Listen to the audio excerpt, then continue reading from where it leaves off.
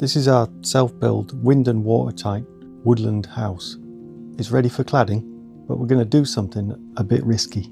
We're not going to buy any cladding at all. We're milling it all ourselves, mostly from fallen or dead trees, and then setting them on fire. If this prototype charring station fails, we're in trouble.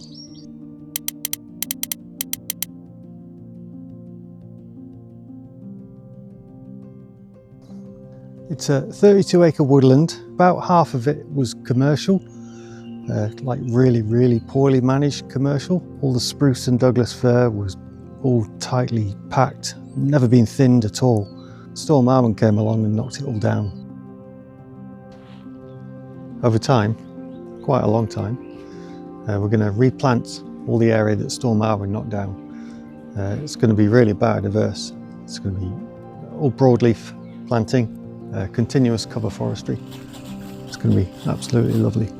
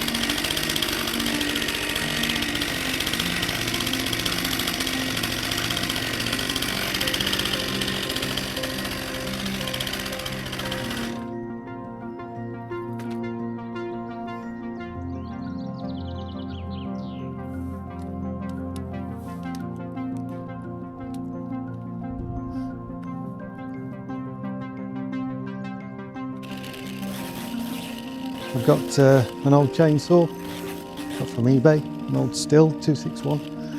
Absolutely brilliant. I love that thing.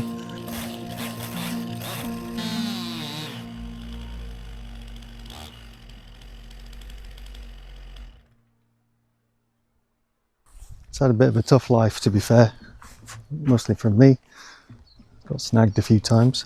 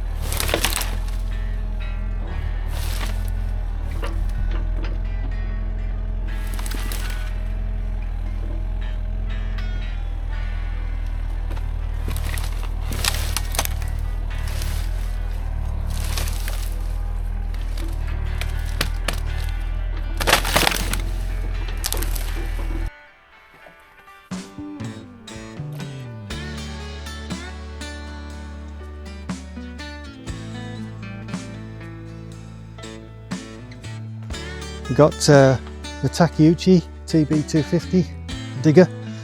That was a game changer. Put some steel tracks on it. Me and the old man did that.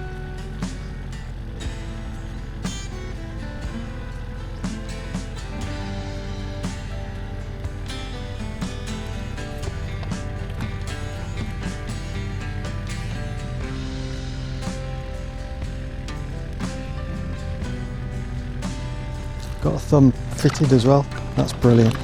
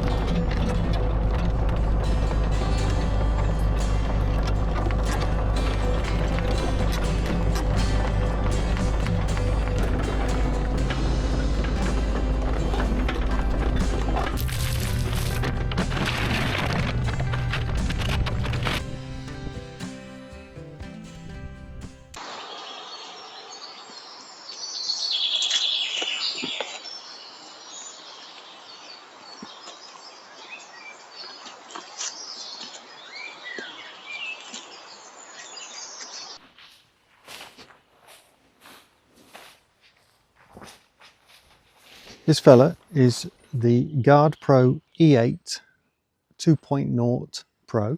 It's a Wi-Fi enabled 4K or 2K lithium ion battery. That's a big plus. Comes with a solar panel as well. Not really going to use that in the woodland, but in the clearings we definitely will. But the main thing really is it comes with its own lithium battery, and it's quite big. And I've had it running now for like 3 weeks, nearly 3 weeks, and came to check on it, and it only used about like 8% of battery, and I had loads of hits on it as well, loads of recordings. It was really, really impressive. It's pretty robust, got a good strap and all that stuff. Battery is replaceable. Let's turn it on. Comes with its own SD card. Let's see what we get on the phone. There we go. I can see what the camera's seeing. I can check that view. There's currently a Prime promotion going on till mid-July, I think. We get 18% off. But if you click through the link in my description, you get another 15% off. So this is like a board and batten style cladding with overlapping pieces. So nothing joins together. There are gaps between the boards, but those gaps are hidden by the board that's on top. The great thing about this sort of charring process is that it's all in-house, right? I'm not buying propane gas or anything like that. All the heat energy to char these is coming from the slab cuts from the making of the cladding. I'm cutting these first test ones slightly oversized just to see how they shrink. They'll probably shrink even more when they go through this charring process.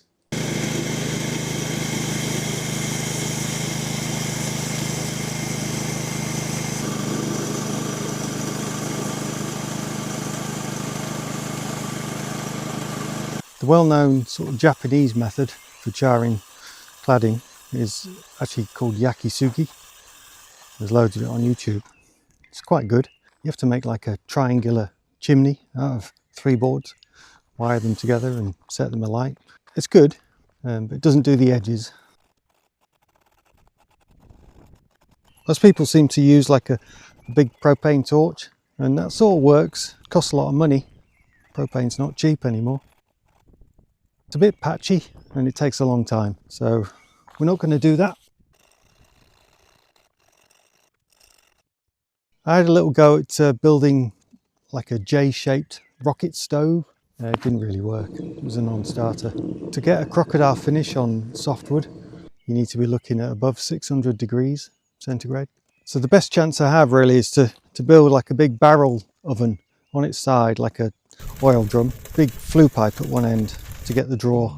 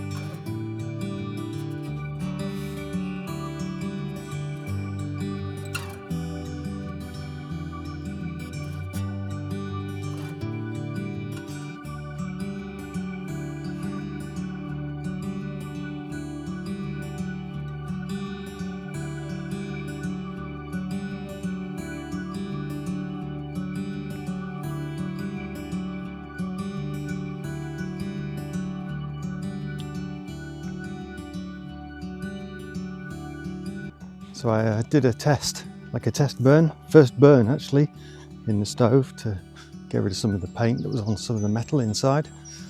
And I just sort of threw stuff in willy-nilly, bit of softwood, kindling and stuff like that, and just to get the fire going. And thought, well, I'll just try and char a bit of cladding, see how it performs. It took about over 20 minutes and it was quite patchy. Not really what you want when you have about upwards of 10,000 boards to do. Gillian popped down to have a look, see how it was all going. And she said, "Have you got a plan B?" I don't have a plan B. I've got to make this work.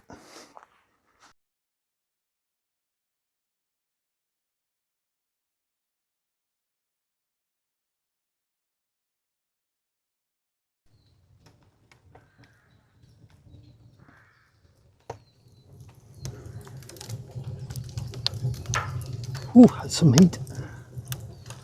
Crikey.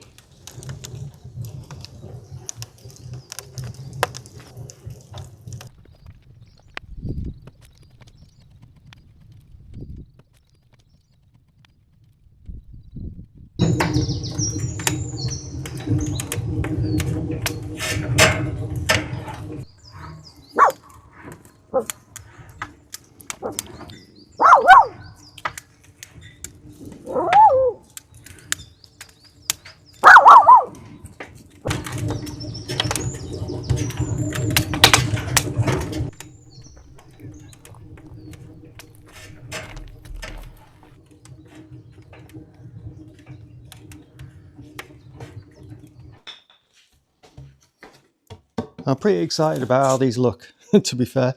It's a crocodile sort of finish, which is good. It's like a deep char. I'm going to brush them with like a nylon brush just to get the top surface off. And then we'll coat them with linseed oil, like pure linseed oil, just to give it an extra sort of treatment. These are 2.5 meter boards. And I tried a few different speeds of going through the charring station. But I found that this finish was achieved with about going through approximately 1 centimetre every second by hand. And that works out roughly at 4.5 minutes per board, which is not bad. But if you calculate that out with the number of boards that we need for the house, it's about just over 7,500. Yep. That's about, yeah, well, it's over 3 months work every day. So that's not great. So my challenge now, and I'll welcome any comments, really I will. My challenge is to find ways to improve this a little bit more so we can, I don't know, get double the output or take a third off the time required or something like that. Next episode, I'll be trying to improve this charring station. So if anyone's got any ideas how I can improve it, faster processing, more boards at once, all that sort of stuff, but without spending too much money, and let us know. We'll see what we get next episode. Hopefully it'll be a significant improvement. See you on the next one.